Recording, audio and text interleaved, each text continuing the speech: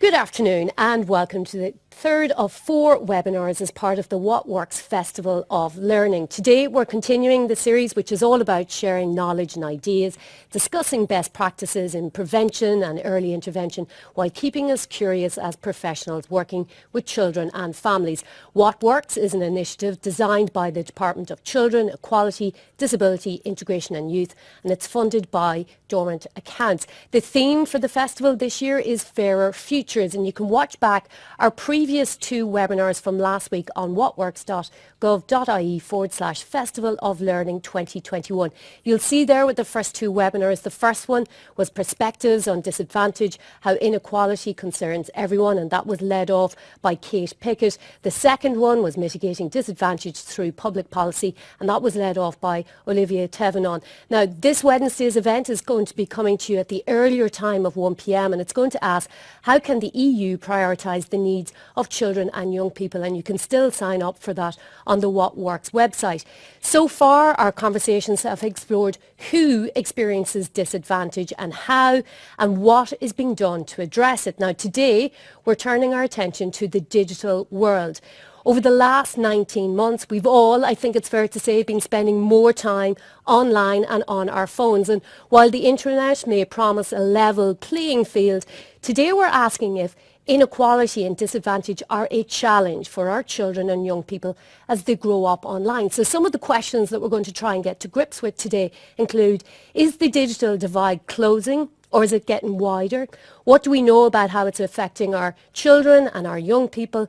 And can we seize the opportunity now to rethink how we use digital tools based on what we've learned from the biggest remote learning experiment in our lives? Shortly, we're going to hear from Professor Mark Brown, Chair in Digital Learning and Director of the National Institute for Digital Learning at Dublin City University. He'll then be joined by our panellists, including Helen Helsper, who's a Professor of Digital Inequalities in the Department of Media and Communications at LSE. We'll be joined also by Brian Fitzsimons, CEO of iSchool, a not-for-profit online learning community which offers young people a pathway to learning, accreditation and progression. And we'll be joined also by Sarah Hassanam, who is Director of Programmes and Research Training, Learning and Development with Foróige. We also are joined by Irish Sign Language interpreter Bernadette Ferguson. Now, over the course of the next hour, we hope our speakers will share with you, our audience, their insights on new international research, practical examples of digital projects that are having a huge impact here in Ireland, and best practices when it comes to how we prepare our next generation for new technologies. We want you, our audience, to ask questions, provide feedback to all of our speakers over the next hour, and you can do that by going to the little speech bubble icon down on the right-hand corner of your screen to ask questions throughout the next hour. We'll be monitoring them here in real time. We'll weave those questions in as we go along.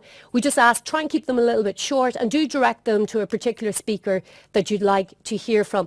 We encourage you also to get posting across social media using the hashtag #FairFutures so we can bring the great work that everybody is doing to the attention of as many people as possible today. Now, to get us started, we have a quick poll. We want you to go down beside that speech bubble. You'll see a little poll icon again at the right-hand corner of your screen. And in there, you'll see a poll pop up. And we just want to ask this, we get a little bit of a sense of who you are, the perspectives that you might be coming with today.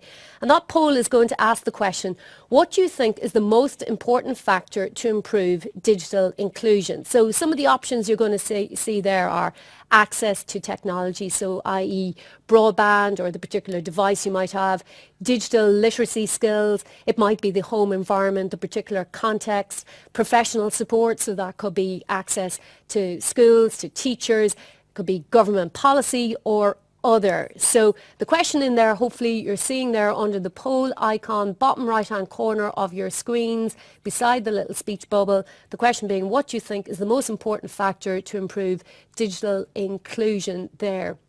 And we can see some answers coming in there at the moment, and we'd love more and more answers coming in, and we'll keep refreshing here before we move on from it. So some of you saying the most important factor is access to technology, professional support, other we didn't define, so that's hopefully going to be something we can get into over the next hour. Out in the lead is most definitely access to technology in terms of the most important factor in terms of how we improve digital inclusion. Yeah, way out in front. Everything is much, much further behind access to technology. We'll close the poll there, but I think that technology question is something that we'll come back to again and again over the next hour with all of our speakers as a key thread line. Okay, to get us started, we're joined now by Professor Mark Brown. He's Ireland's first chair in digital learning and director of the National Institute for Digital Learning at Dublin City University. Mark has spent most of his career working in higher education and is recognised as a world leader in open, online and digital learning. Before coming to Ireland, Mark was director of the National Centre of Teaching and Learning at Massey University in New Zealand. Mark, you are going to frame things up for us for about 5 minutes and hopefully provoke a lot of thinking and questions for our audience at home. Take it away. Well, thank you for that humbling introduction. Hello, everyone. That's me in the middle. I grew up in a rural part of New Zealand with no access to TV and no access to radio. Being, though, a future maker and having a belief that I could shoot for the moon is deep in my DNA. You see, I'm the great-grandson of Fanny and Oliver, who left Ireland in 1876 to create a better life. The digital world that we live in today, of course, is now a much smaller place. Many of us on a daily basis zoom around the planet with the luxury of meeting people and accessing resources that we just take for second nature. It's really important, though, at the same time, that we frame this conversation today in the understanding that it's around 50% of the world's population that is yet to have access to the internet. It's a really sobering and, I think, uncomfortable reality. Another uncomfortable truth is that there are over 250 million children that do not get the luxury, the privilege of going to school every day that we take for granted. Oxfam estimated a few years ago that just 1% of what the world spent on weapons in 1 year would have been enough to have achieved the Millennium Goal of providing a proper schooling for every child. Yet we failed. So again, I want us to frame our conversation in this bigger picture when we're thinking about digital inclusion. In the Irish context, it's also important when we're thinking about inclusion to recognise that there are structural inequities, pre-existing structural inequities that have been in society for a long time. Actually, Fanny and Oliver would tell you that poverty and exclusion are not a new challenge at all.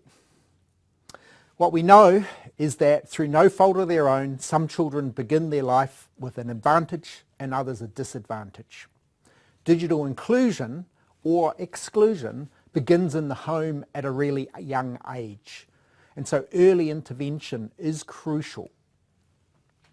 It's also important to recognise that not all digital experiences are equal. Yes, the research suggests that children with really good access to the internet and access to good technology seem to benefit during lockdown and homeschooling. But access is important. We saw that in the poll. On the other hand, we have to be careful that we avoid digital-centric thinking, because just screen time by itself is not going to lead to enhanced digital skills or a better learning experience, a better quality learning experience. Actually, what we know is that new digital technologies in formal education often are used to perpetuate very traditional ways of teaching and don't lead to transformative sort of outcomes. I sort of often refer to this as the pump, pump, dump model of digital learning.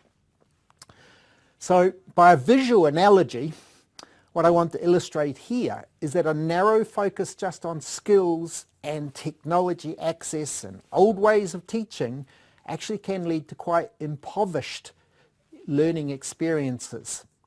It's not a particularly attractive image, is it?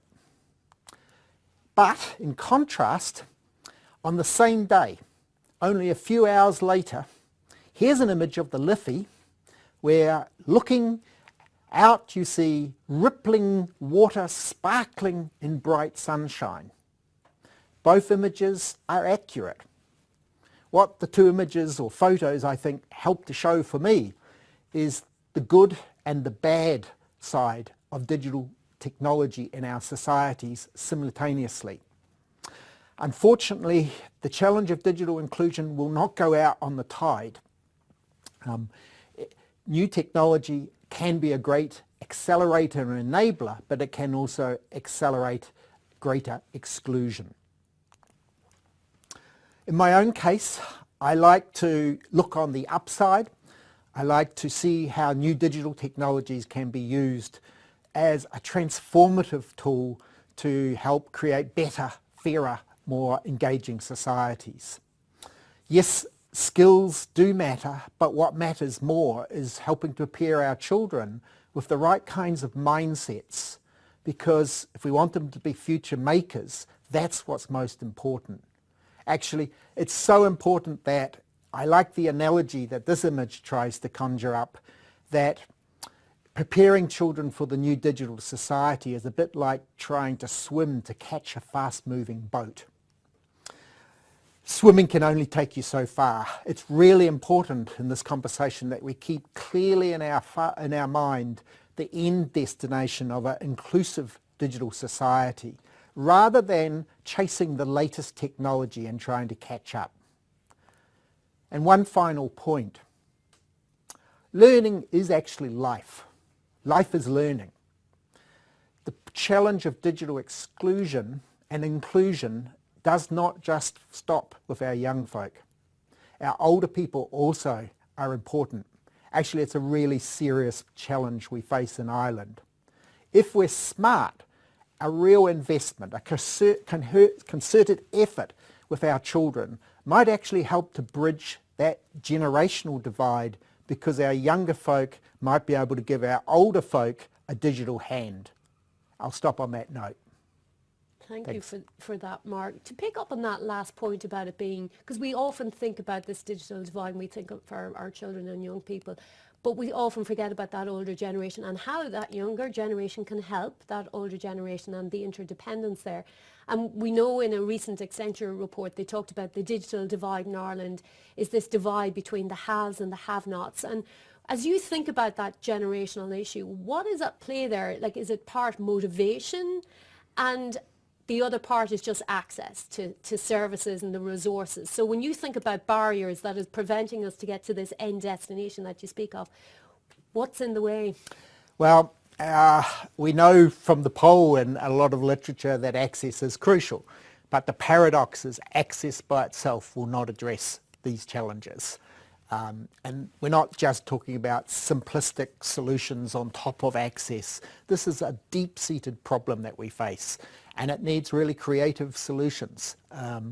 We all need to take some ownership, because everyone in society will benefit from a more inclusive society. And I think that's a really important point, because it's too easy for those of us who have something to not see it as our problem. Actually, it is our problem. And we see it on the streets, we see it in our schools, we see it wherever we go in life, those gaps. And when you look abroad, and you're from New Zealand, and some best practices, and as you say, access alone is not enough. Well, what's the suite of things that we have to be thinking about? I assume from training right up to then, as you say, the access to services and resources. So an investment in the hardware is important, if we see that as the access, but the most important investment is in the peopleware.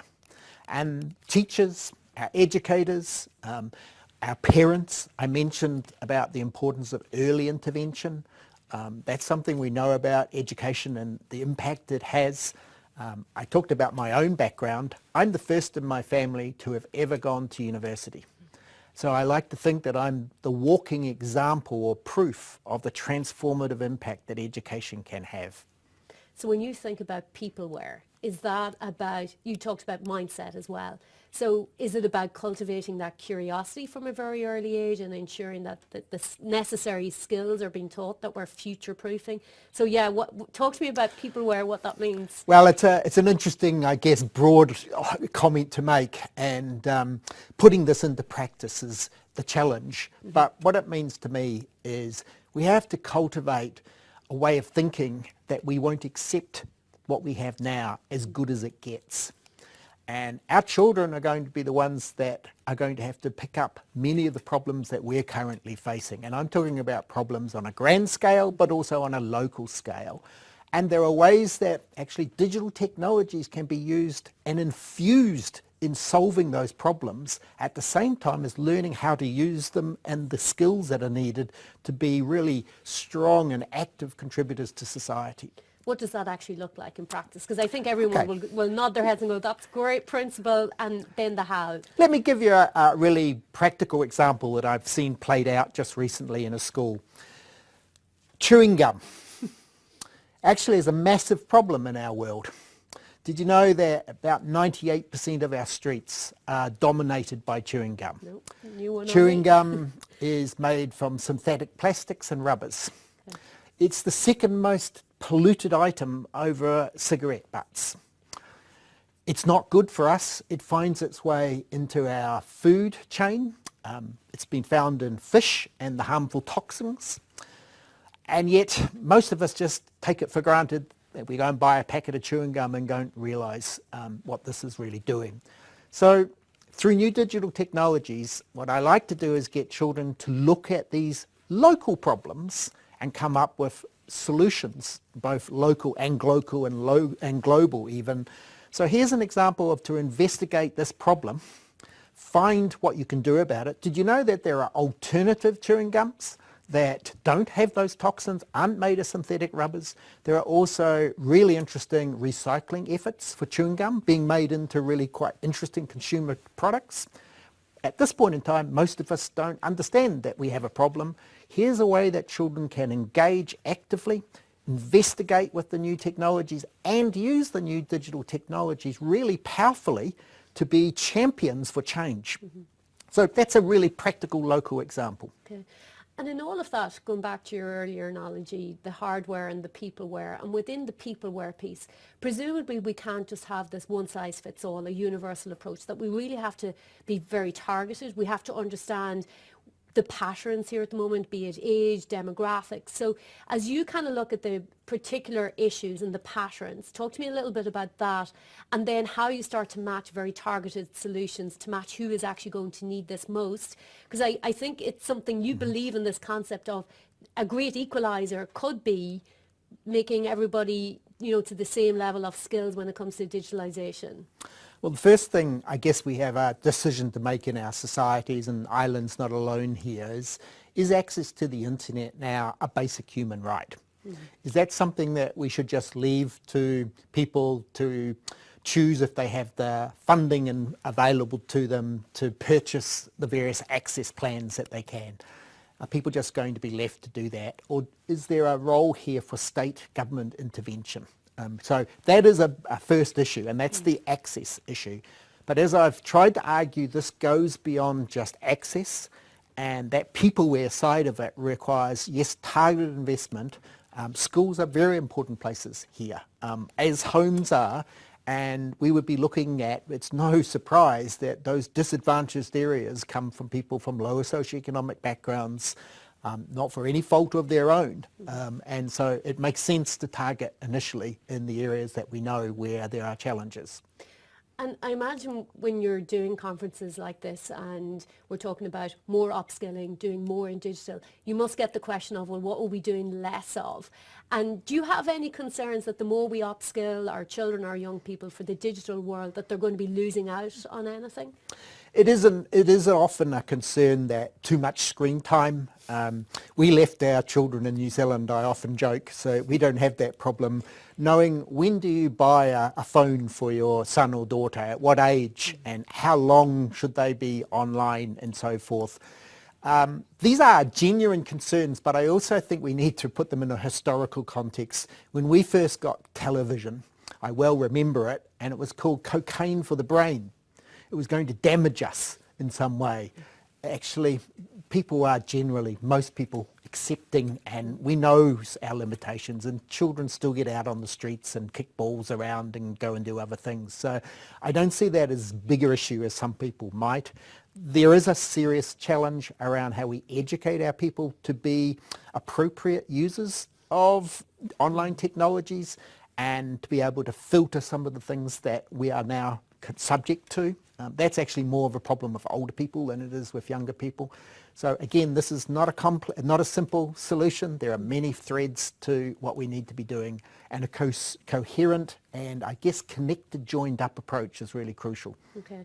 A lot there, and we're going to come back to so many themes to dig into in terms of like this potentially being the great equaliser, what the state government support can be, this being a basic human right now in terms of access and resources and services. So loads there. That was brilliant. Thank you so much, Mark, for setting the scene.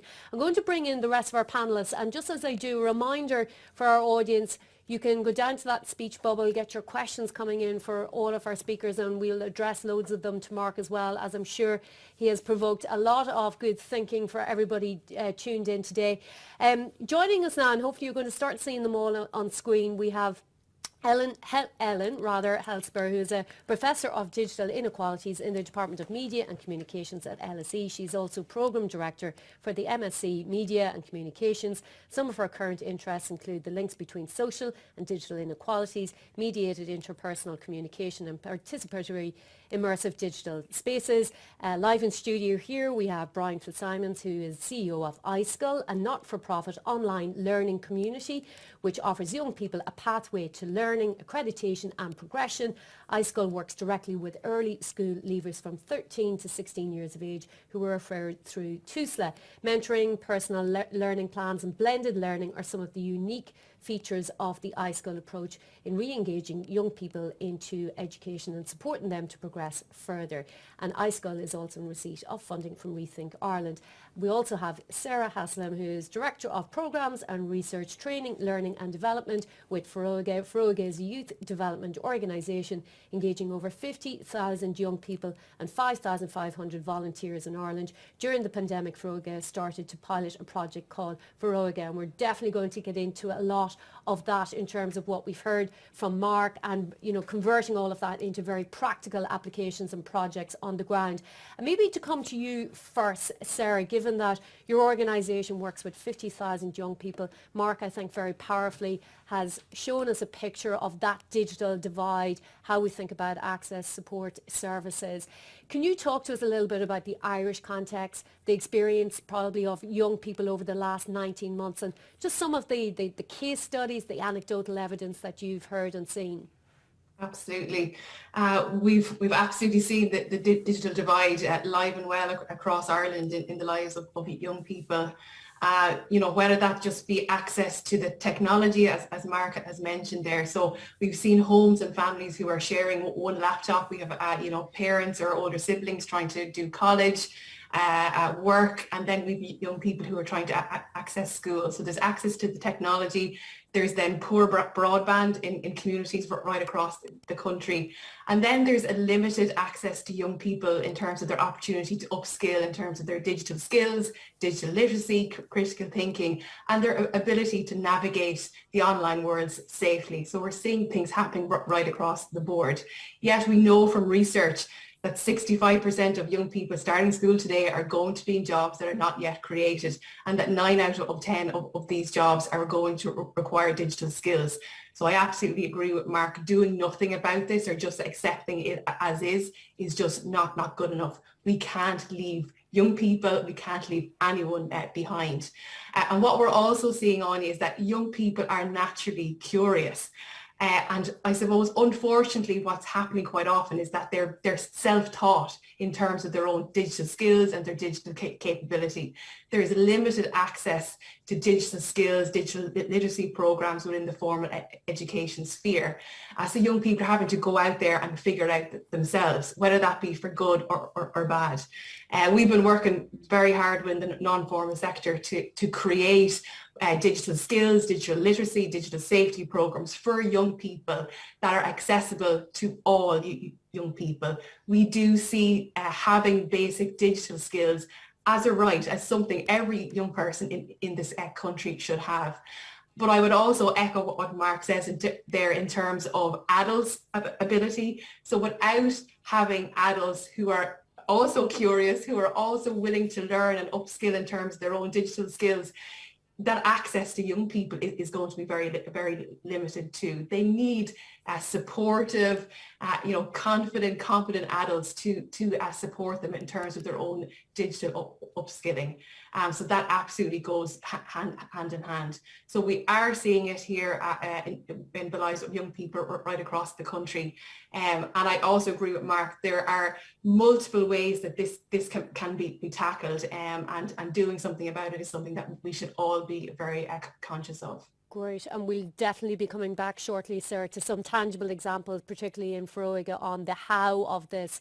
Ellen, to bring you in from LSE, and I'd like to ask you about just research, patterns, trend lines that you're looking at the moment when it comes to this exclusion, when it comes to the digital divide, and why you think it's so important that we prioritise this whole area of closing that gap for our young people and children. Yeah. Thank you very much. It's been fascinating to hear all the interesting points made by Sarah and Mark both. Yeah, so our research really focuses on kind of the links between social and digital inequalities. I work on these umbrella projects that kind of span the globe, and they're called From Digital Skills to Tangible Outcomes, and you can already see that we make that same distinction that was already mentioned, that we say, okay, we need to look at the whole picture of digital inequalities, and we on purpose use the term inequalities rather than divides, because it's not as easy as being in or out. Often people are a little in and that's ignored. And you see this a lot when we talk about, for example, young people, where we see young people use buttons and kind of apparently be very digitally savvy. But then when it comes to, as Sarah mentioned, navigating the internet safely or getting the outcomes kind of that leads to increased well-being or participation in education or later in the labor market, we see very big inequalities. And in fact, as Mark also mentioned, one of the patterns that we see across the world is that just the focus on the technology, just the introduction of technology, as in just providing access or just providing technical skills training where young people learn how to use the technology by learning how buttons work, for example, or navigating without a more critical awareness of why information is presented in a certain way or why, communication and interactions work in a certain way online. This often leads to an amplification of inequalities. And this distinction that we make here is between inequality of opportunity and inequality of outcome as the focus of interventions. And when we think about equality of opportunity, it's the opportunity to connect, so you have a device, or the opportunity to use the technology as you get technical skills training, rather than equality in how we navigate and experience that world, which leads to these positive outcomes and allows us to avoid these negative outcomes. And kind of one of the important things that we do when we think about, for example, after access, which is indeed fundamental, digital literacy training, to think about which groups are lacking which types of skills. And then often what we see is that the real inequalities are not so much in these functional skills, which can be taught through formal education and actually are kind of being embedded in curricula across the country, but also in that the real inequalities that allow us to translate use of technologies in these positive outcomes is in these more critical awareness and knowledge and understanding of why technology is constructed the way it is, why we have certain positive and negative experiences. Because these kinds of literacies allow us to not just passively use technology as intended by a designer or a kind of a platform, but also to contribute constructively and have our experiences heard. And it is indeed these inequalities where we see kind of historical inequalities in terms of race, gender, socioeconomic background replicated.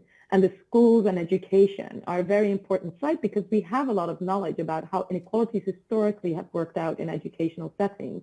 So it's not so much reinventing the wheel, but be conscious again that these patterns still exist.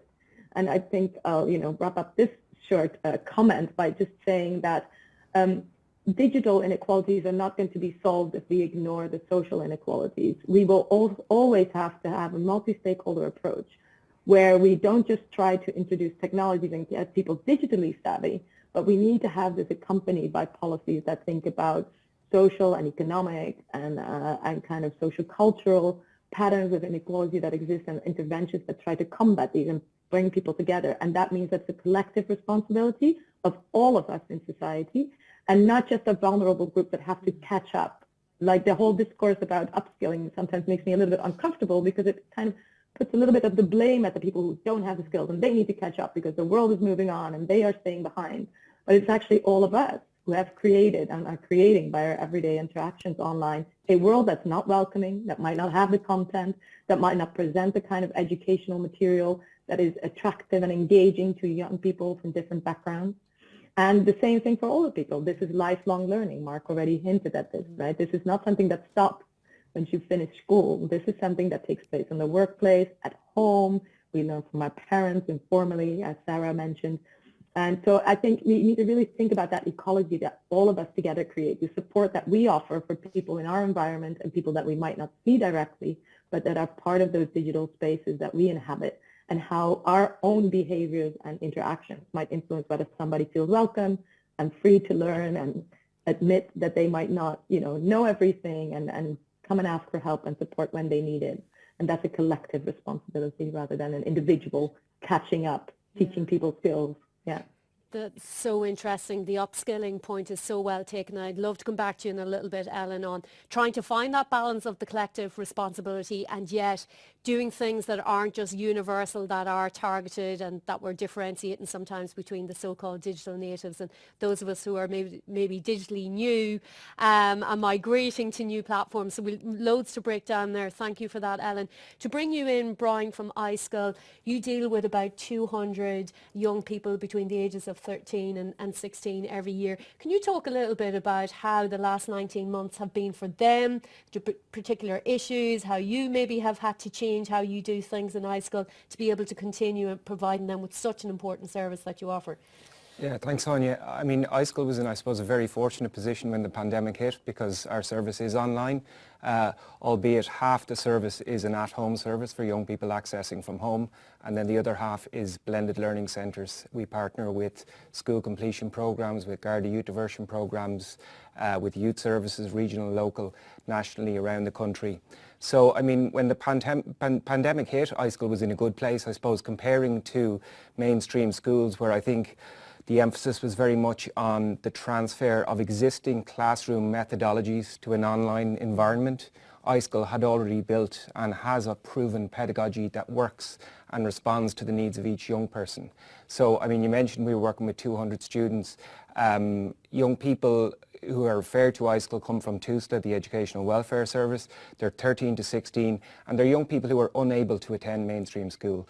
All of the interventions have been put in place to try to support a return to school, and it hasn't worked. So I think in terms of the conversation around technology, I mean, there's huge opportunities there for us to embrace and use technology to be able to solve complex social problems like early school leaving.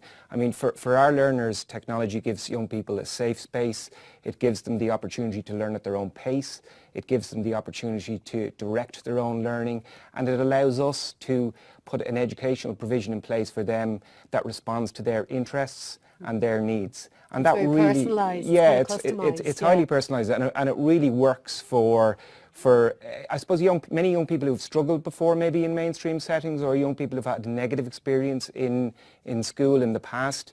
And the key piece is that they're re-engaging in education, their confidence and soft skills are changing, but they're also achieving meaningful accreditation and being able to progress on and remain in the education system. So it's transformative, and it's highly powerful. And I mean, I suppose it's the use of technology as a tool, and it's not the end point, as Mark alluded to. It's simply the use of a tool, and it's still about personal connections. It's still about mentoring. It's still about support. But it's all young people want to learn, and it's about giving them the opportunity to access just because they can't attend a mainstream setting. And we'll definitely come back to that transformative, the outcomes and what a lot of your students go on to do as we come back to you. Reminder to our audience, head down to the speech bubble Click on that. You can put in questions, feedback for all of our speakers. Do just direct your questions to them so we can do it in a really targeted way. Sarah, to bring you back in from Foróige, can you talk about the VR initiative that you've had as a pilot this past year? But maybe start first with, because VR sometimes can feel like this very aloof, notional concept that's hard for people to kind of just imagine. Even just tell us a little bit about the basics, the platform you were using, the fact that you were lending the devices to your students. So maybe start a little bit with the background to it, please. Absolutely. Well, I suppose using technology and digital technology is something that we've been doing in youth work for many years. I think the beauty of youth work is that it's flexible to meet the emerging needs of young people and to meet them where they're at. So whether that be online or face-to-face in person.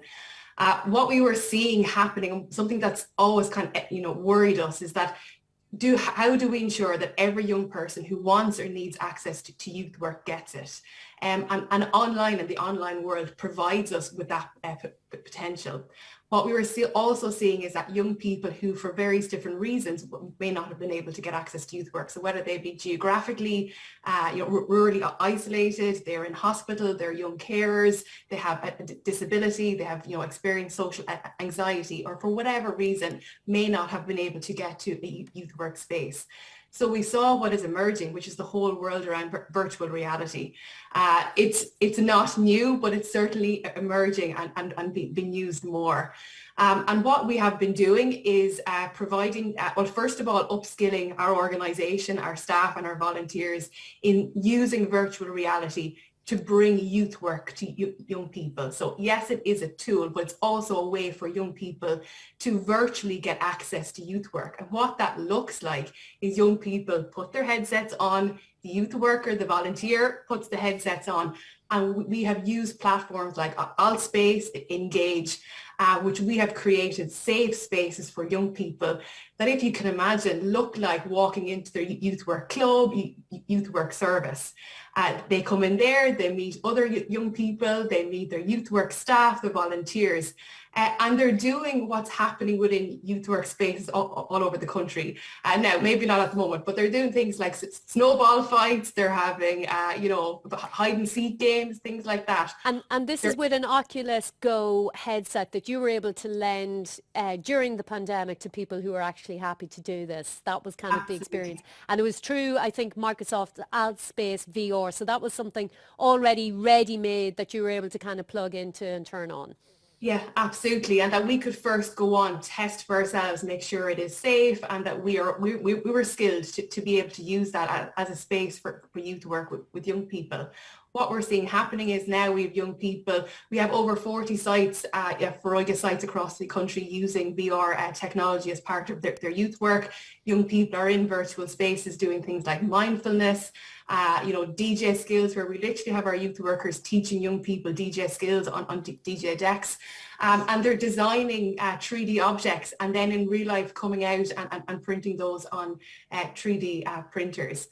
We also have an amazing example where we have young people on 6 islands right across the coast of Ireland who every Saturday are putting on their Oculus Quest, a VR headset, and are engaging in a youth work space for a couple of hours every weekend. And those young people would not have got access to youth work otherwise. And they're sharing what life is like on the islands. They have their lovely map and they're talking about what life is like, as well as engaging in activities, but also working with our staff and our volunteers in terms of developing, traditional skills that we're always working on in youth work, confidence building, critical thinking, problem solving, communication, and relationship, which we've seen exacerbated by COVID. Young people's opportunity to connect with other young people outside of school has been very, very limited. So technology, and in particular, the VR technology has been fantastic. It's also been great for young people who are struggling with their identity. We've seen, because in the likes of Altspace, they create avatars like kind of comic book figures. And we have seen through our work and what our youth workers are telling us, young people for the first time have felt comfortable coming out or being an avatar, being a character that they feel represents themselves. So it's been really, really fantastic for us. So really the VR is just a vehicle through which you were able to continue valuable work, build that social connection, but it sounds like it's been about self-esteem, confidence boosting, but also life skills, as you said, the problem solving, solutions building. So it's much more broad than simply an experience with VR.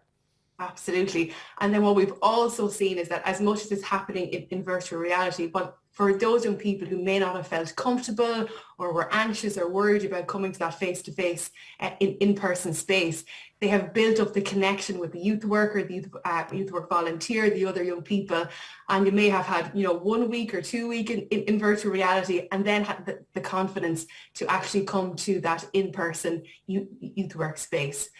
So it has been transformative and impactful in multiple ways. Great, thank you for that, Sarah. To our audience, keep your questions coming via the speech bubble, bottom right-hand corner of your screen. I'm going to go to one of your questions now. Mark, I might ask you to take this one. Are there any data or is there any research on how young people with special education needs are affected by the digital divide, especially during the COVID pandemic? Well, it's a great question, because as I was hearing that example, I was just thinking that we hadn't really focused too much on people with special learning needs, disabilities and the like. Even simple devices like iPads can be quite transformative if you know how to change the settings to have the access. And hearable technologies and wearable technologies, I think, augmented through AI, are going to open up all sorts of new opportunities. More specifically, in response to the question, I'm not in that field in terms of my own research. I have some colleagues in the Institute of Education at DCU with a very strong program in inclusive special education. And it certainly was one of the factors when the rapid pivot to the use of video in particular and synchronous online live delivery without signers, transcript of the text, this can actually end up being quite a disadvantage for learners when you might think you're actually trying to do the right thing. Okay, anyone else want to pick up on special needs? Ellen, I see your hand up, go for it.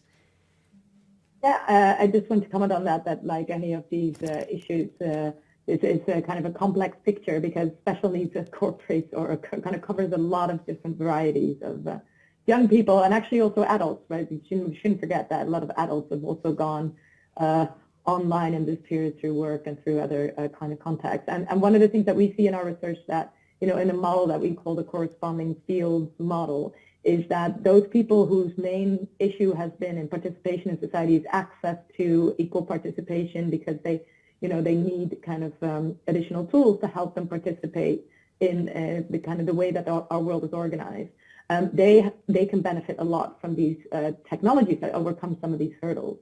However, in a project, another project that I'm working on called Youth Skills or Y Skills, where we look at the link between digital skills and literacy and well-being amongst different groups of vulnerable young people, we see that those young people and parents and adults who have emotional problems, who suffer from loneliness, who have been bullied or have other kinds of more psychological issues that they're struggling with in their everyday lives, who don't have a strong supportive environment at home, maybe even a toxic environment, they actually are more at risk in these digital environments of these problematics being exacerbated. So when we talk about that, we need to kind of really understand what the same technologies and the same platforms and the same environments can have a quite differential effect and impact on young people with different backgrounds. And for some, it can be a revelation. They feel included. They are able to participate in ways that they couldn't ever before. But some other young people are put more at a disadvantage, and we need to be aware of this. I will give an example. For example, the technology that we're using now we're logging in through the Zoom platform, right? And the Zoom platform has the tendency to highlight people who are vocal, who feel comfortable, literally highlight people. They put like a little a light box around you, and your face comes in the screen, and you're kind of standing in the foreground, right? So that is a technology that's designed to push people forward who are extrovert, who are confident. And we see this in learning situations, which are almost always social, and they should be, right? We learn from each other, is that these technologies are not designed to make people who have problems participating, who might not feel comfortable with being visible, kind of participate at an equal level. And so this is why it's called information and communication technology. The communication aspect is actually where a lot of inequalities slip in when we talk about these kinds of designs and affordances of technology. And there we see these inequalities replicated, where, for example, people who have not had, whose voices have not been recognized in the same way in interactive communication settings, also are at risk of being invisible, almost literally, or not being heard, being talked over, being dominated by others. Because it's really hard also for teachers in these environments to keep track of everybody who is not prominent, as I am now when I'm speaking and I get highlighted. So this is a really important aspect, I think, that we need to understand of inequalities in education, that, even with the same platforms and the same access and the same skills, the experiences can be quite different depending on the background of young people. And this is something teachers and parents and, policymakers, youth workers, and people using these technologies to work, especially with vulnerable groups, should be aware of. And this is a kind of a training and awareness creation amongst, everybody who's involved in education. And again, as I was saying before, not just in the young people who are struggling to participate anyway, maybe in education in a traditional sense. Yeah, it's really interesting, and I hadn't considered before about how our design is flawed, and we're actually exasperating some of these issues through, as you say, even our Zoom designs and our assumptions that are baked in there that plays more to the extroverts than introverts and others with other needs and requirements. Thank you for that, Ellen. Brian, to bring you back in, can you talk a little bit about, again, iSchool, but how transformative it is in terms of that from and to as your students go on to further education, and just how many you are able to help. And I imagine there must be a lot of state referrals that you can take. So what are the particular needs that you have at the moment? Yeah, so I mean, we're a charity. We have some fabulous partnerships under the What Works funding from the DCE DIY. It allowed us to scale our model with school completion programs. So we're now in over 30 school completion programs this academic year. The Department of Education doubled our allocation last year, so that allows us to work with 80 at-home students as well. We're delighted to launch a department commissioned research piece last week that just shows the efficacy of the model and the value for money of iSchool. But yeah, unfortunately, in terms of the numbers, and Mark mentioned earlier in his slides that 250 million people worldwide don't have access to school. Thousands of them are in Ireland, which is hard to get your head around. And the state, TUSLA, the Educational Welfare Service, have the statutory remit for school attendance, and they make referrals to iSchool. So we only work with state referrals where the state is deeming it appropriate that the young people access iSchool.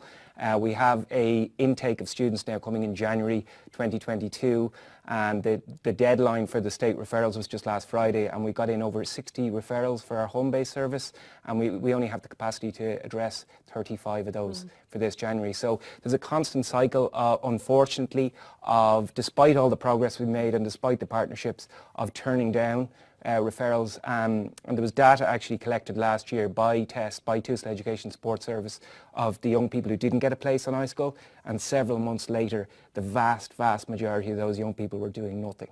So there's young people in our societies, in our communities, in our families who have nothing. And just in terms of the to and from, I mean, iSchool's experience, and I mentioned the report by Dr. Emer Ivers, our experience is that young people want to learn and they will engage in learning. And going back to the query on special educational needs, like the model itself, so young people are coming online with a range of different needs. So it could be mental health, it could be additional educational needs, it could be special educational needs, it could be phobias, behavioural reasons, emotional reasons. That's why they have been referred in, that's why they're out of school. And where iSchool works is it takes each individual young people and young person where they are at when they begin. And the model and the curriculum is built around them with a support structure that they can access each day, and goals are set for them individually each week. There's conversations and communication with their centres and their families, and it hands ownership of the learning to the young people that allows them to believe in themselves again.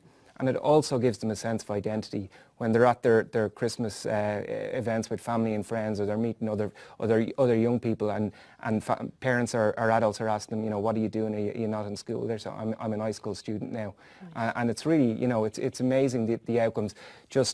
Finally, if I may, we launched the report of Dr. Ivers, and we invited Rachel, one of our former students, and Rachel couldn't attend school when she was in second year. She was going through a really particularly hard time, and she disengaged from school. This was a number of years ago now. And she completed her QQI level 3, or the equivalent of her junior cert with iSchool. She contacted us a couple of months ago and said she'd like to volunteer. So we invited her along to the launch of the report 2 weeks ago. She's now in DCU studying law in second year. So it's young people want to learn. They want to continue in their education, and it's about giving them a step up at a really difficult time in their lives. And you mentioned there from your most recent batch, 35 out of 60. Like, what would it take for you to have been able to take the full quota of 60 in terms of budgets and resourcing? Like, is this something that just isn't scalable, that it's so high touch? No, it absolutely is scalable, and the model has scaled. I mean, just 3 years ago we worked with 57 students on an academic year. This year we'll work with over 200. The model is scalable, but it's simply resources. It's having the capacity to be able to fund mentors and tutors and the team to be able to deliver that additional service. And what's, I suppose, incredible as well is the value for money that iSchool offers relative to other services that are out there as well. So that's the one thing that's stopping us. But in saying that, we're going in the right direction. There's been great partnerships with the Department of Education, as I mentioned, school completion programme. We have great funders like Rethink Ireland as well, who have really helped us get a leg up and grow the model. And we'll continue to grow it. And I mean, we won't stop until young people who need access to education and who don't have access to education, until they get the opportunity to access the service like iSchool. Okay, good call to action there. Mark, to bring you back in, and again to our audience, keep your questions coming, just hit that speech bubble. You will have seen ESRI research just published last week, Mark, around secondary school students who are less likely to engage with schoolwork during the shift to remote teaching in areas with poor broadband. We'll have seen, again, back to schools that did have a history of individual devices. Those students were then better able to make the transition to remote learning.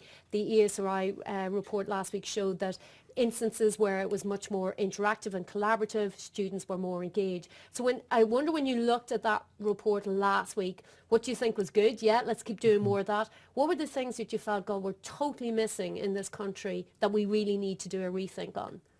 Well, I think the first thing is learning how to read that research, because this is not causal. The children that have access to the devices come from certain families that prioritise and can afford those devices. So they kind of have some advantages already, and it's not the device that's conferring that advantage. So it is a complex mix of covariance there.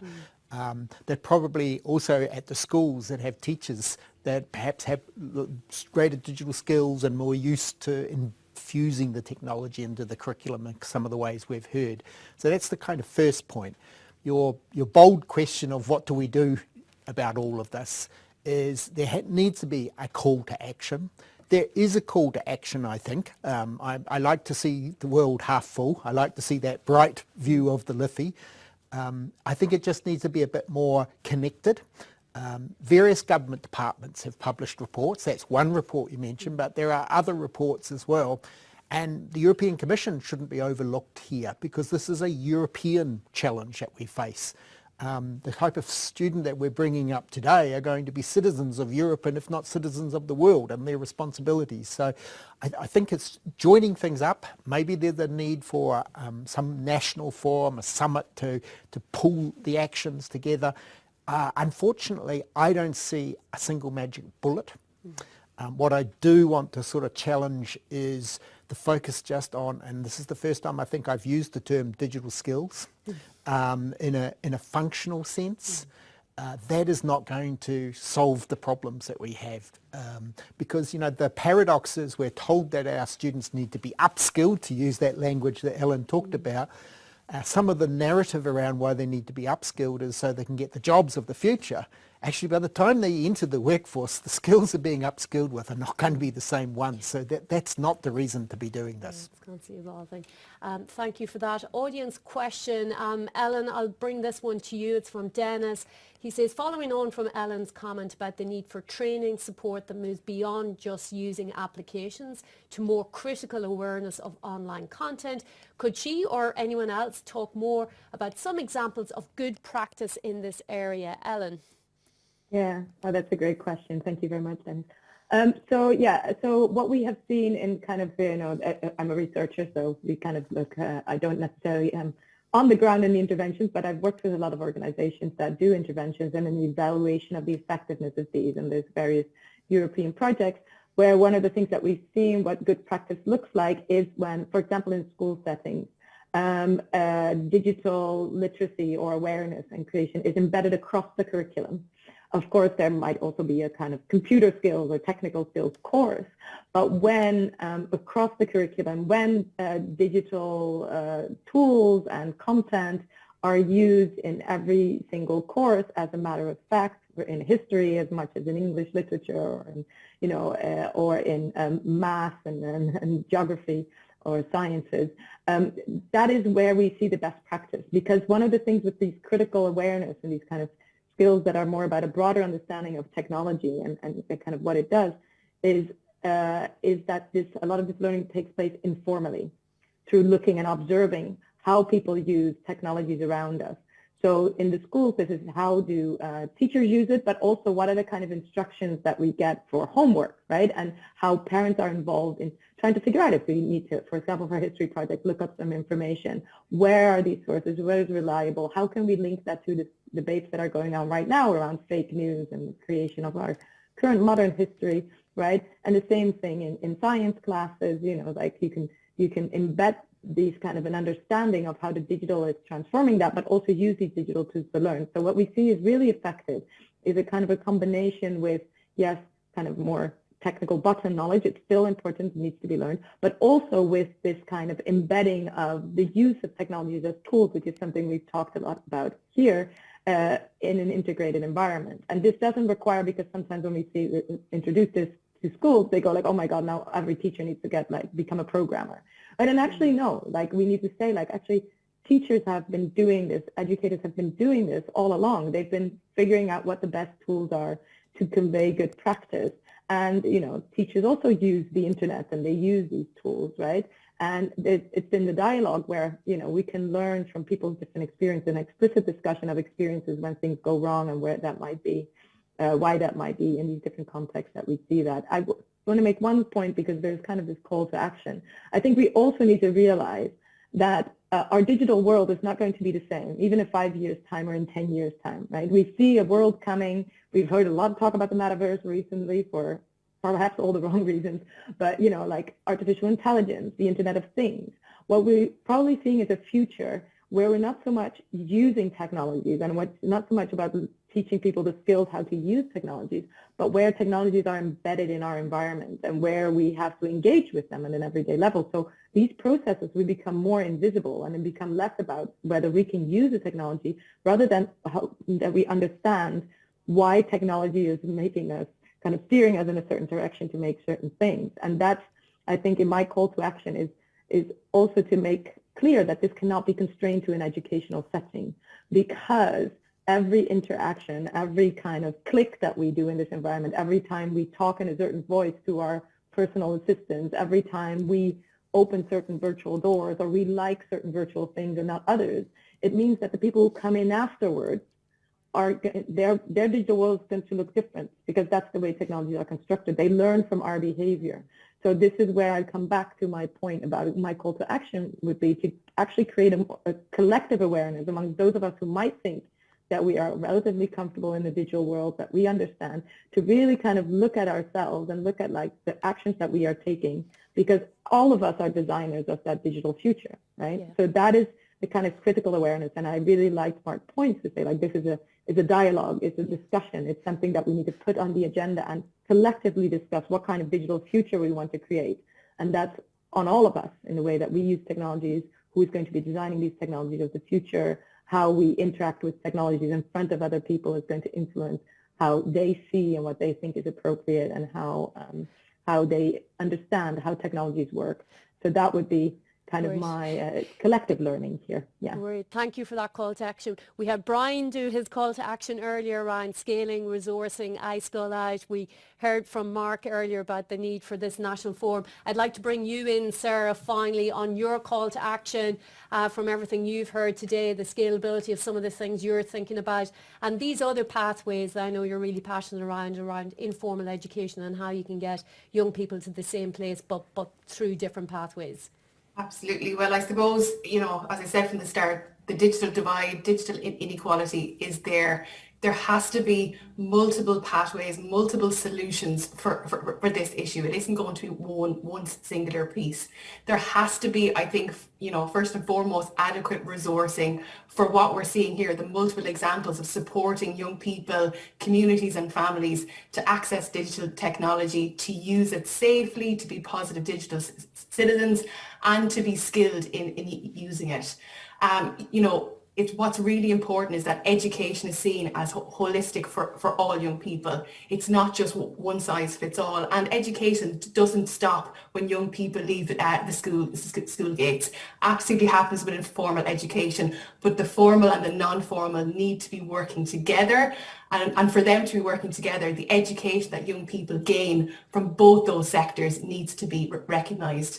Education for young people should be that multiple pathways, portfolio of development, that they can accumulate credits or whatever it is over a period of time, and that is absolutely recognised.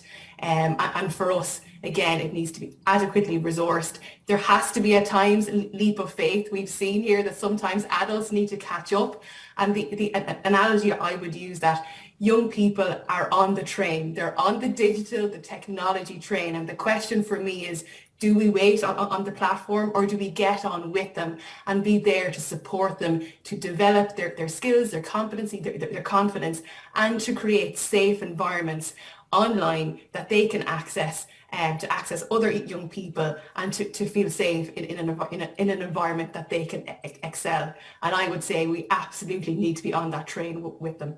Okay, those are powerful words to inspire us into action. I'm going to let you have had the final word there, Sarah. Thank you for that. To say to everybody who has tuned in today, you will get an email with a link shortly. It's a survey to give us some feedback on this webinar, so we can continue to do good work here with the Festival of Learning. As we mentioned earlier, this webinar and the previous two webinars are available on the website. This one will be available shortly for anyone who wants to watch it on playback.